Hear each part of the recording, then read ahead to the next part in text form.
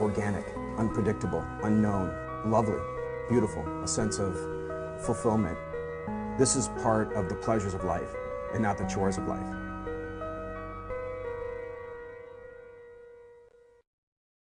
Thanks for tuning in to your latest edition of the Daily Iowan TV, your television news, sports, and weather source from the Daily Iowan.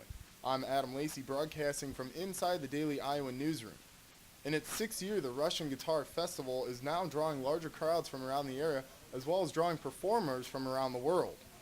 Daily Iowan reporter Rebecca Hager takes a look into the festival. These seats may look empty now, but tonight, the 7th annual Russian 7-String Guitar Festival will feature artists from all over the world, offering 4 nights of live music and rich culture. Since the first festival in 2006, artists have traveled from places such as Germany, France, Australia, and Russia to perform. This year, Iowan traveled from Moscow for the weekend's festivities. Well, because Oleg called me to Iowa City and I said, America, Russian 7-string guitar, maybe the 2 things I love most, and together. Love for the music also drew Natasha Romer from New Orleans to come sing at the festival. Romances, it's like my soul. I feel this music. So it's many feelings inside. It's a deep flame inside the heart. According to the festival's artistic director, Oleg Timofeyev, this unique style of music is underappreciated around the world. Yargis is the only event in the world solely dedicated to the Russian 7-string guitar. It seems that Iowa City is one of the more appreciative crowds. Unfortunately, in Moscow and Moscow region, it's a lot harder. People do not really understand how important this national treasure is for the world. But here, people are kinder. We do not have to argue that it's great music. They already know it's great music. Throughout the weekend, there will be different performances in various Iowa City locations and in Rock Island, Illinois. This is Rebecca Hager, Daily Iowan TV.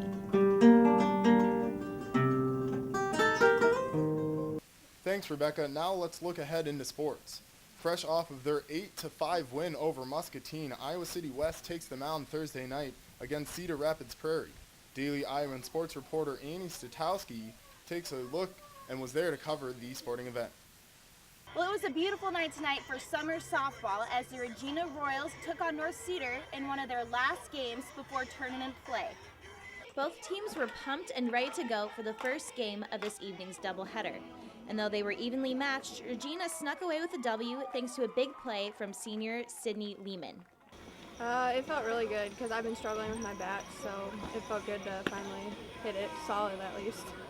Despite the victory, assistant coach Carrie Furbach knows that there is still plenty of room for improvement and planned on making some changes to the lineup as well as the pitching before the second game. We didn't hit the ball as well as we needed to.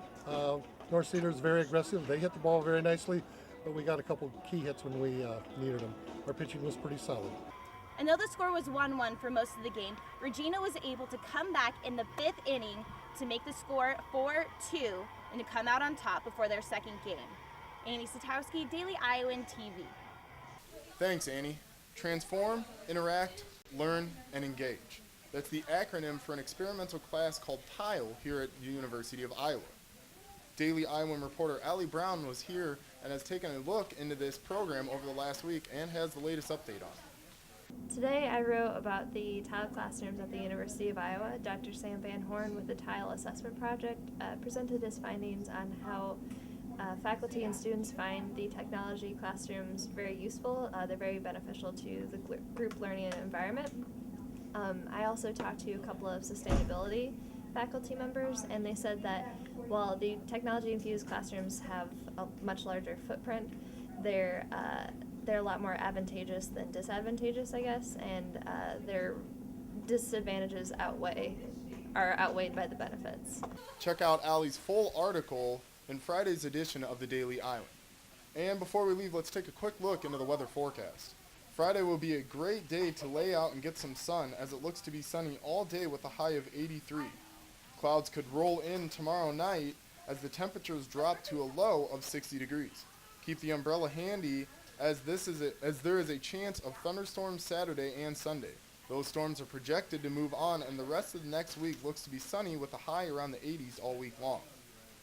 Well, that's your update for the Daily Iowan TV. Check us out anytime online at dailyiowan.com. Thanks for watching. I'm Adam Lacey, and have a great night.